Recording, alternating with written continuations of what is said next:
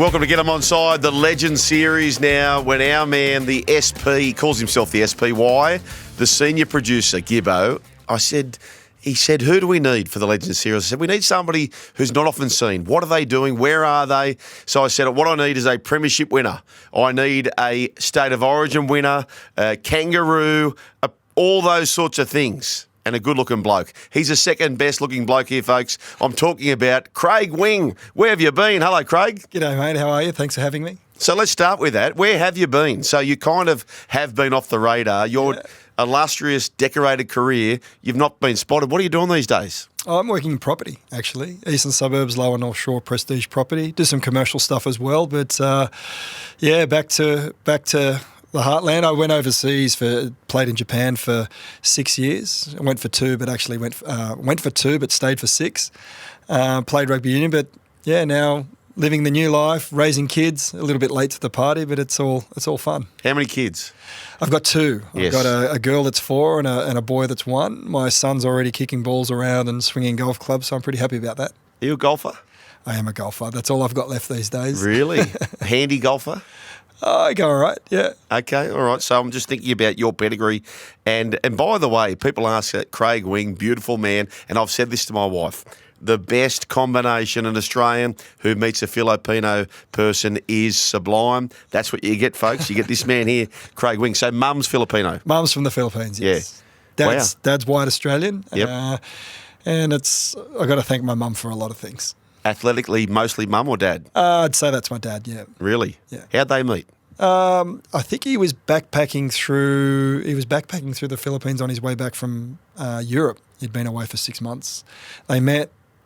He came back to Australia, saved up some more money, and then went back to see her, and then brought her home the next time. Wow. Yeah. Siblings? I've got 4 sisters. Wow. Yeah, 4 sisters. One of only. I'm the only boy, actually. My sisters, I've got one older and the rest are younger, and that's my family. So how does rugby league come into this? Did Dad play rugby league here? Or? Oh, I think my dad played rugby union when he was a kid. Yep. Was he talented or no? He was all right. I think he was better at basketball more than anything. Yep. Growing up in the South Sydney heartland down there at Maroubra Beach. But I started playing in the side street when I was 3 with Rugby league? Rugby league. Just touch footy and stuff, obviously. Yep. With the neighbours who were slightly older than me, which was, I think, that was probably the start of things. So I had to compete with older kids. And then I started league when I was 5 down at Pioneer Park, down at Malabar there, and took to it straight away. Were you good straight away? Were you always one of the better players? I was always the smallest player by a country mile, so I had to be fast. Date of birth's late in the year, isn't it? Yeah, day after Christmas. Yeah, so that makes it hard. So I was a whole year behind everyone, but I was naturally very small as well. So I had to be fast, but then playing with the older kids in the street had to be tough as well. So that put me in good stead, and the rest is history. Sliding doors, so you start to come through the grades, and I reckon I played in one of your first rep games where we heard about this kid, Craig Wing, coming through the ranks, and he's promoted into, it might have been 17s or 19s, or I don't know what it was at the time, but there was a scrum play, and off you went, you scored, and you beat us, you broke our hearts right at the end of the game. You probably don't remember that. But was there a sliding door moment for you where you could have easily missed playing rugby league? Probably the biggest sliding door moment for me was when South Sydney got kicked out of the competition. Really? That was, I'd signed a 3-year contract with them in 99, and then at the start of the 2000 year, they got kicked out of the competition. So how old are you now, you reckon? So I was 19, I just turned 20 actually. Wow. And I was talking to Eddie Jones down at the Brumbies, and the Brumbies were the team back then. And I was talking to Wayne and obviously Nick at the Roosters. And I actually thought that I was going to go back to rugby union because I played Australian schoolboys rugby union as well. Yep. Through what school did you get? I went to Sydney Boys High. Is that a scholarship school or is it? No, it's a selective high school actually. Oh, really? Yeah, across the road from the football stadium. So what was your strength there? Maths or? I don't know. Did you do well? I think I was just a bit of an all-rounder. Yeah, I think I got 91 in my team. Oh, wow. The full package, this bloke. Yeah, so then, but that was the sliding door moment for me. I was seriously considering going to the Broncos or down to the Brumbies. Ended up choosing the Roosters. But if I had have gone to the Brumbies, and I potentially would have just stayed there my stayed in rugby union for the rest of my career. So that was probably the biggest sliding doors moment for me. We are with Craig Wing, who rugby league royalty in many ways. What position are you, Craig? Are you a 14? Are you a 7? Are you a 9? You've played a bit of 1. What position is Craig Wing? So all through my juniors, I was always a halfback or a 5'8". Yes. Right through to the time that I first got graded. And then it wasn't, and then my first year at the Bunnies, I think I played on the wing, I played it in the centres. My second year, actually, Tim Brasher came to the team, and he was our fullback, but he hurt his neck, and he actually coached me to play fullback, and I really loved that position because I was fast, so I could get around the field, I could read the play, I knew where to pop up, you could play both sides of the field. I really loved it, but the one thing that I just couldn't get good at quick enough was taking the high ball. Really? Under pressure, like getting up in the air and taking it, and I ended up getting found out. I had a really good year, 99, playing fullback. That was my breakout year. Love the position. Timmy Brasher was the best. Still a mate of mine now. Just completely selfless. Taught me where to be, what to do, positioning, all that kind of thing. But then once I dropped one high ball, then they just started coming. And then back then there wasn't, you weren't running guys off the ball, or there was no protection, or there was just, you had to get up in the air and you're there on your own. I think I've got a photo somewhere of they put a high ball up and I'm up in the air and Darren Lockyer's bum is above my head. So that shut me down pretty quickly. It wasn't back then. It wasn't like it is these days. Like you get shorter guys, like a Tedesco, but he never really has to compete high in the air for many balls. So that was something. But the position that I enjoyed the most was probably halfback or 5'8". I never actually got a full off season in first grade at halfback. We won the grand final in 2002, and I was playing halfback. Premiership winning halfback. Yeah. And then that next off season, we'd already bought Brett French halfway through the year before, and they said we were going to fight. So you knew they had found another halfback? Yeah, and Brett could only play half. Wow. And they said we were going to fight it out over the off season, which was just rubbish because I always knew that I was going to. Yeah. My versatility I was going to play in a different position, and Simon Benetti was looking to retire. The boy from Griffith. Yep, and he wanted to go back and run the farm. So then I ended up playing hooker, which is. That's where I felt most comfortable at the end, just because I knew it inside out. I could do it with my eyes closed. But, geez, hooker's a tough position, especially for a little bloke. You make a lot of tackles. You're playing most of the game gassed, which I thought was a bit of a waste for me because I was an explosive speed player. But, look, when you start to nail a position, you feel really confident in it, and you start to become a senior player, that's probably as good as you're going to get anyway, right? For the younger audience who don't know Craig Wing, or you know of Craig Wing but don't know the deep minutiae detail of this great man, who would you say these days is most like you? Look, I remember when Queensland first picked Harry Grant, actually. Oh, right. And he was coming in off the bench. Good skill set. Like he's thickened up a lot now, but very good skill set. Moves pretty good. Quick off the mark. Yep. I saw a lot of similarities. When Connor Watson first came onto the scene, I saw a lot of similarities there. Yeah, not the biggest of players, but both got really big hearts. Yep. Don't shy away from the tough stuff. Try to put their bodies in front of the big boys as much as they can, but have got a bit of nous and try scoring ability behind them as well. So both Connor Watson and Harry Grant yourself, I could imagine sitting next to myself, obviously a picture of beauty here. Are you intimidated by my aesthetics? How perfect they are, Craig? I am. Your presence. Yes, but just tell us about that. For those of us battlers, which most of the audience probably are, you are that heartthrob coming through the ranks. Tell us a day in the life of being Craig Wing. Oh, look, I mean, on the surface it appears pretty cool, but you're playing rugby league in a full contact sport. Yeah. I never forget, I played Newcastle just after I just came in, and I had a head clash with Tony Butterfield. Oh, right. Yeah, you little twins, you Yeah, two. And I split him down the middle of his forehead, and he split me across the eye. But he saw it as a win, and they were all cheering because they were saying, "Oh yeah, we got the pretty boy." I ended up having, I forget which eye it is. There's still a scar. I think I ended up having like 10 stitches above the eye. Yeah. But yeah, look, it was good fun, and I got a bit of female attention through the ranks, which on the surface is great. But I mean, you do have to prove yourself, and you have to prove your toughness when you're on the field, and. Yeah, that was. I was always trying to do that.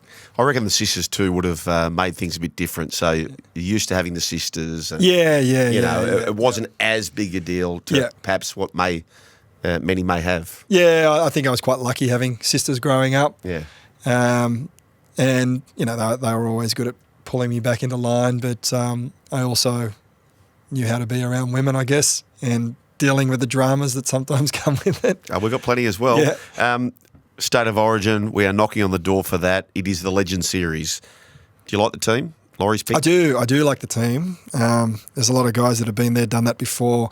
There's different combinations that have played together. There's a bit of intimidation factor. I think the team's got everything. I really like it. Are you thinking 3-zip? What's your tip? Give us a few tips. 3-zip, that's always a big call. What do you honestly see? So game one, let's start with game one. Who wins? Give us a score. Player of the match. Who scores a game try? One, I think we're going to get out of the blocks. Yep. I do like this team. I think the halves matchups, I think that's pretty awesome, and that's going to be the thing to really watch, and I think that's going to be what decides the two teams, actually, because they're strong in the back, strong in the forwards. But I think, let's say New South Wales wins by 10, 20-10. 20-10. Yeah. Okay, man of the match. Gets out there. Cleary or Moses. I think I'm going to go Moses. Moses, yeah. Wow, Man what a statement match. that'd be. And of course, who can you see scoring a try? Craig Wing closed his eyes. I'm going to pick someone like. I'm going to pick Liam Martin. Oh, really? Yeah, as a first try scorer. I'm going to pick somebody who also has, I believe, a little bit of Filipino heritage. Payne Haas. I was looking at him. Yeah. Looking at him. No, I like Liam Martin. He's a good edge runner. He's always out there, and we got some big centres that they're gonna be trying to slide across and cover. So it just takes a little bit of a show out, play short, and that's the hole where I think there's some opportunity. Okay, he is a premiership winner, of course, Liam Martin, and a Clive Churchill medalist. Yep. And he goes to another level come Origin. He does. Yeah, he does. Your mate Fletchy calls him Aunt Edna. Tell us about Brian Fletcher. What was he like to play with? Fletcher is the best, and brilliant football mind. Yes. The number of times I scored tries when I was a utility or I was coming off the bench, where all I had to do was just follow Brian Fletcher. Yeah. Was ridiculous. Like, he would suck players in, had the best offload, had football now, so he was a ball playing forward, but had vision. Really good player, but even better bloke. Yeah. Like, he was exactly the same as he is on TV, but in real life. Yeah. But probably on another level as well. Yep. It was just so much fun to have around. Good guy to have there. Incredibly funny, and it's just awesome to see him do what he does on TV, and he's just his complete self. There's no act. That's just him, and only he can get away with saying the things that he's saying. I agree with that as well. Can I ask you this, Wingy? If we went through your call log over the last 20 years, conversations with former teammates, the most calls have been made to which player? And received from which player? To which player back in the day? Like to this day, like who have you stayed in contact with the most out of all those great players that you've played with over the years? Actually, I probably run into Rico more, Luke Ricketson, but when we were playing, he was a bit older, and I probably wasn't as close to him when I was coming through. Rico, Minnie was my training partner for most of my time at the Roosters. Still see Minnie around a little bit. Freddie, my old captain, run into him, and then a few guys from some other teams like Beaver Menzies and those guys through the New South Wales stuff that I do. But look, I mean, when you play in a grand final, particularly a winning grand final, you just have this bond with all the players, and whenever you get to the reunions, it's like you saw each other yesterday. It's pretty special, and I'm very, very fortunate that I have that. What was the one that got away? So you've played in 3 grand finals, am I right in saying that? Yeah, I think everyone says the Bulldogs won.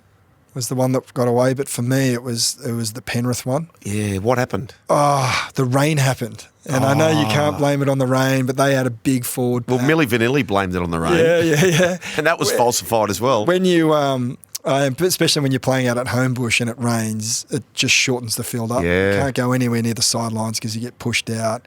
We were a dry weather team. I was a dry weather player.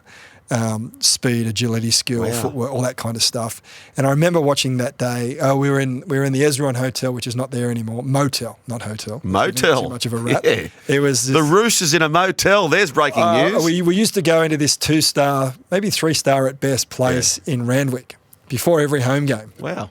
It was awesome. Got the guys away from the families, and we just went to the camp, had dinner together, and we'd go for a walk along Coogee Beach and have a swim before we'd play. And that was pretty cool. But I remember going to the beach in the day, and it was a cracking day, 28 degrees, not a cloud in the sky, and then almost as soon as we started getting dressed, put our suits on, the rain clouds came over the horizon and followed us out to Homebush, and it poured down rain. A couple of tries they scored, particularly Luke Prittis out of dummy half, we talked about it the whole week. We must have spoke about it 100 times. Luke Prittis, near the try line, dummy and go himself. He pretty much scored untouched, dummy and go on the try line. There was some things happen. Yeah, everyone talks about Toddy Burns, how he made that sideline break and probably should have come in, and he probably should have. But I think that's not what lost us the grand final. I thought it was things throughout the game, just not us executing our game plan, the game getting away from us, and them just playing a better style of wet weather footy than us. I want to ask you about a few random names. I'll just come up with random names. Phil Gould. Give us a comment about Phil Gould. Did he give you your debut? He gave me my debut. Yep. Really good at getting inside your head, quite a lateral thinker in terms of strategy, game plan, had us really well prepared. I remember I can, as clear as day, picture him up the front of the video, up the front of the room, reviewing video, showing us 100 clips of Brent Tate coming in and away, right foot step, in and away, right foot step, coming out of dummy half, in and away, right foot step. I could see it. And then so that when I was on the field, Brent Tate picked up the ball, in and away, right foot step, and you just knew what they were going to do. Yeah. So all those kinds of things. But yeah, Gus was good. Just on that, I often think about this, Wingy, when you're presented by, like, they say don't think about a yellow car, right? And immediately we're all thinking about a yellow car. Yeah. Do you think sometimes with the coaching sessions, a coach will tell you too much about someone that you kind of almost bring it to life? Well, no, not really for me. I mean, that kind of thing, it was just drilled into us that you were just ready. It's almost like you could see ahead of time, or you knew what they were going to do. Even the try that I scored in the grand final after I was knocked out, so I don't even remember scoring it. So you wouldn't score today, probably? I wouldn't have scored. They would have taken you off. I wouldn't have got back on the field. Yeah. Yeah, but Ivan Cleary sliding across, and he would look in, but he'd be sliding out. So our play was to start outside him and come inside him. Freddie cut across the back of the ruck. Ivan slid out. I started outside him, attacked his inside, jigged out, scored pretty much untouched. That happened like clockwork, but we talked about it a lot. So that was a coach's play. That was something that was rehearsed. That was a coach's play. Wow, in the grand final. Yeah. What's that like, scoring a try in a grand final? Oh, it's huge. It's incredible. But just playing in a grand final, it's not like Origin. It's different. I mean, Origin's the most intense environment you get, but grand final, it's 11 months of work goes into that moment, and there's no tomorrow. You can't leave it out on the field, but you also can't have a rest on the field. There's just the pressure goes through the roof. You have to be able to take it to another level. There's plenty of teams that just try and play their game, and it's not enough because the other team goes to another level. But it's the pinnacle, I think. If you could relive, Wingy, one half of football in your whole life, what would you go back and relive? I'd probably relive the second half of the 2002 grand final so I could remember it. Yeah. Well, it's funny, right? So I know you're saying that in jest with the HIA. Yeah. But most people will say that over a State of Origin or for Australia, both of which you played. There was a lot that went into that grand final for us. And it was the first time that the Roosters had been in the grand final and won a grand final for many, many years. Yeah. just the way that the fans came on board. It was the big stage. It was actually a dry track, which was awesome. It was good footy. It was fast footy. They probably were neck and neck with us, and maybe even had the ascendancy in the start of the game. And then once Versatility tried to take Freddie out, it was just gloves off and let's see who we can kill on the opposite side. So that backfired on him. That backfired on him big time. Like even me, I got knocked out trying to take Versatility out, but Moz was trying to take him out as well, and he ducked. After Freddie? And then Moz took me out. Yeah. So that's how you got ironed out? Yeah. Wow. Yeah, so we were both going. I'm pretty sure it was Richard Versatility. I was just going in to make a big hit, and I'm like 5 foot nothing, weighing nothing, trying to put shots on front rowers. Wow. And then Moz had come and he had a big swinging arm and he missed them and he hit me flush on the chin and knocked me out. Wow. But that was, and then we just took it up to another level and really the defence was the cornerstone of our whole game plan. And when our defence was on and we were aggressive, there was not too many teams that could have gone with us, and that's what would always open up the floodgates in attack. Your coach was Ricky Stewart that year. Yep. What comes to mind when I say Ricky Stewart? You think of what? I think of intensity, passion.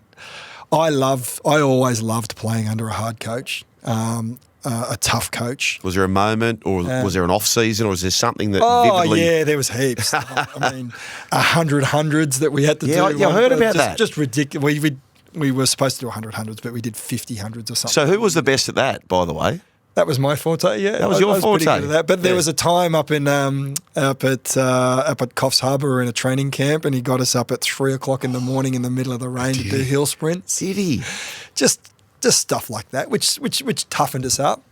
But when you're playing under a tough coach, you know that you just have to, provided you put in the effort, they see effort, and I was an effort player. And then the rest came off the back of it, and consistency and effort. But I always like playing under a tough coach. And in those early days at the Roosters, we had the dream team of coaching staff. John Cartwright, we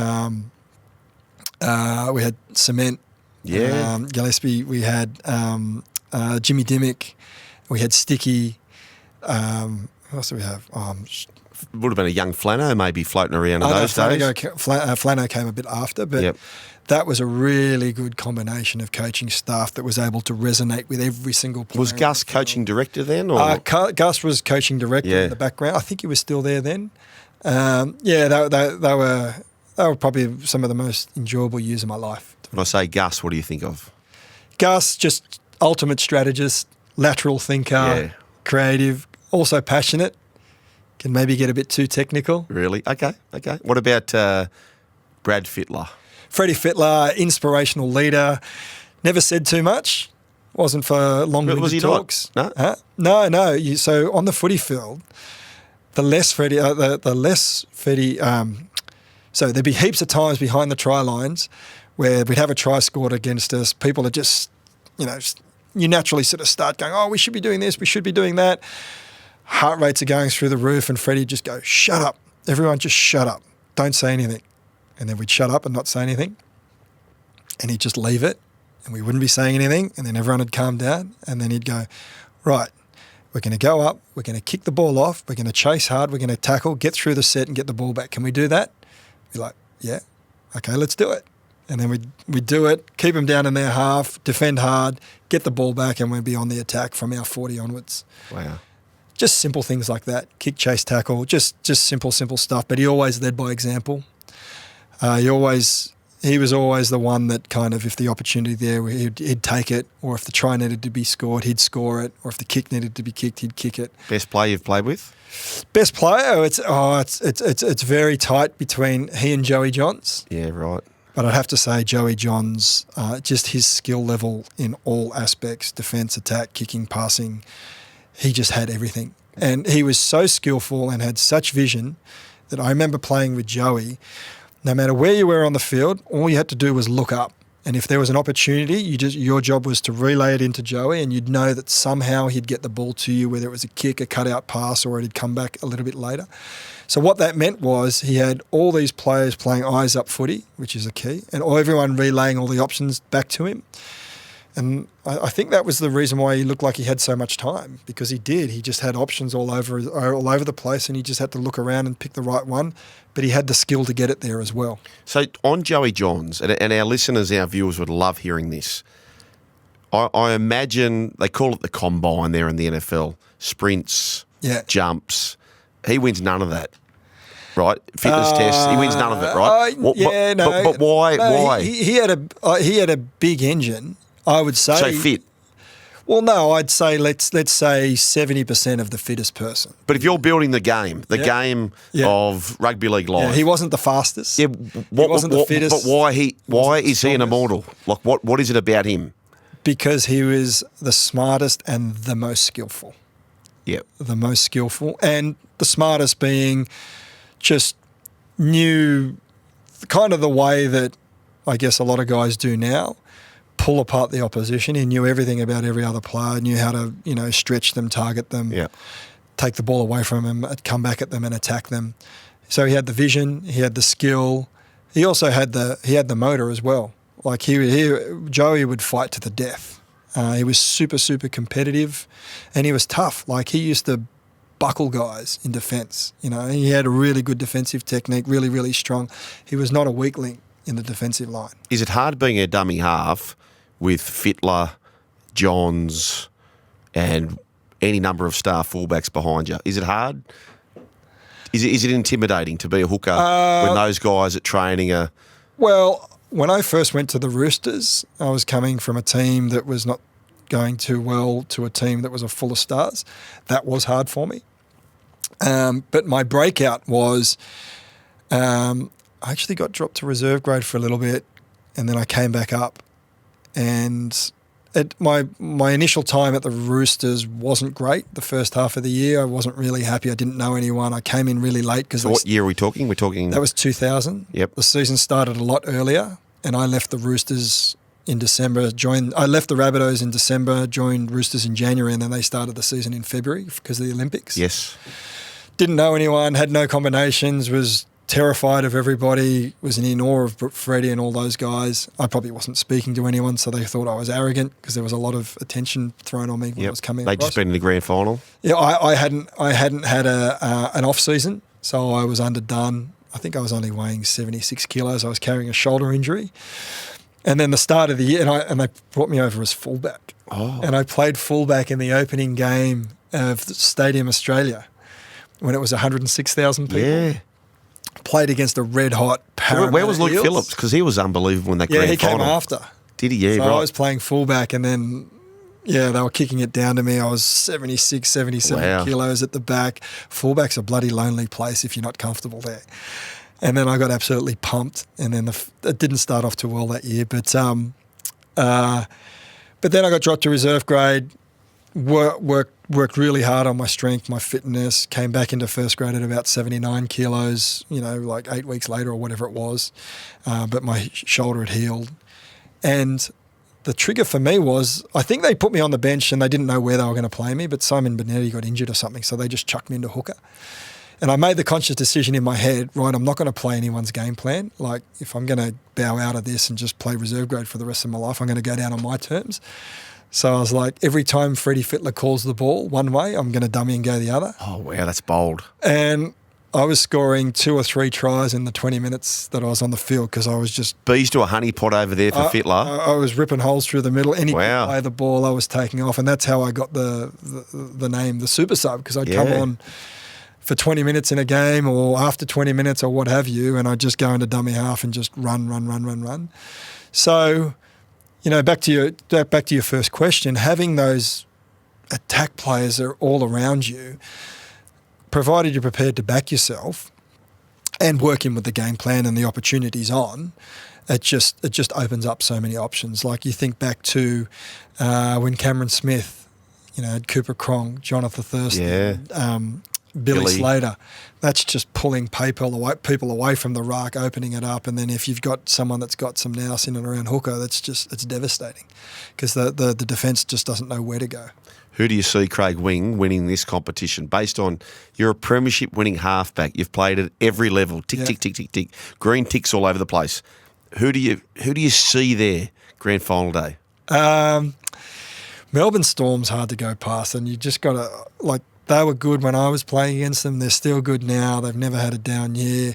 They're the one team. So most of the time when you see a team firing at the start of the year, you get nervous because it's a long year and chances are they're not going to be there at the back end of the year. Melbourne Storm's the one team that fires at the start of the year and they run right through and they're still going good and right through the semis. Got to take your hat off to that. We had a bit of a Roosters reunion, 2002 Roosters reunion on a few weeks ago. Bill and Tony's, I heard. Yeah, when Adrian Morley was back in town. And we all had a bit of a bet on the Canberra Raiders being in the grand final. Could possibly be their year. Yeah, I don't think one of your players in the team would be so happy about that because he is the coach and the Clive Churchill medalist. Yeah. So Fletch told me about this. Yeah. I want to speak about Craig Fitzgibbon. Yes. They've just knocked off the Melbourne Storm. Yep. Tell us about Fitzy. Him as a leader. Fitzy was the player that you wanted to have in your because team. Ricky, by the way, you got behind Ricky. Ricky's coaching the Canberra side, and so the team of 2002 have got behind Ricky Stewart, and that's totally understandable. Yeah. But I don't think Craig Fitzgibbon, who won the Clive Churchill, is kind of the forgotten man. No, he's not the forgotten man. He's doing a great job. He's doing a great job. Yeah. Doing a great job. Yeah. Fitzy was the guy you always wanted in your team. He was the most selfless player, the hardest working player, never missed a beat. His best game was like 98%. His worst game was like 97%. He was always there, super consistent and super professional. Always put the team first, did the hard stuff, did the hard runs and got absolutely bashed, and could kick goals. Yeah. He was just great heart and soul of any team that you played in, and just a true soldier that you just had to have in your team. You'd know that he'd cover up all the mess. Those early 2000 years, we had a few of those guys. We were very, very lucky. Guys that you could really build teams around. Who's the toughest you played with? Toughest. Because Fitzy's tough, Crocker's tough. Morley's tough. Yeah, I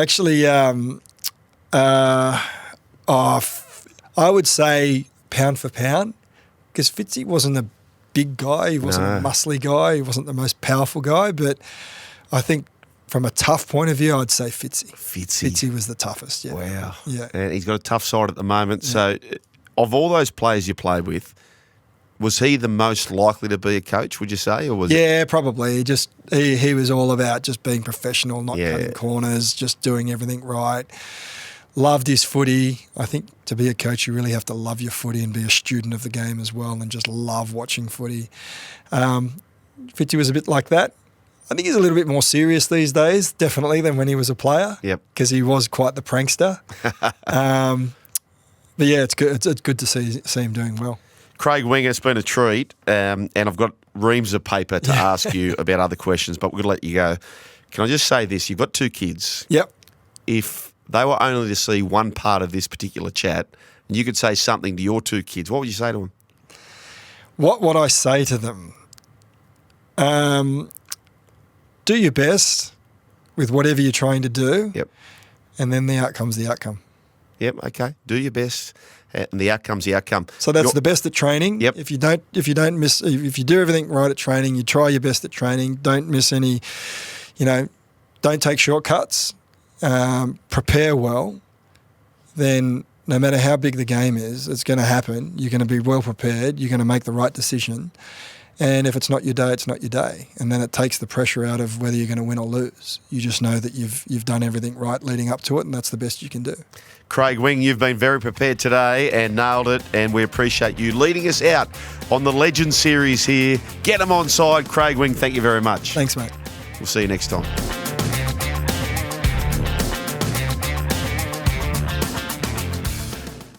Imagine what you could be buying instead. For free and confidential support, call the number on the screen or visit the website.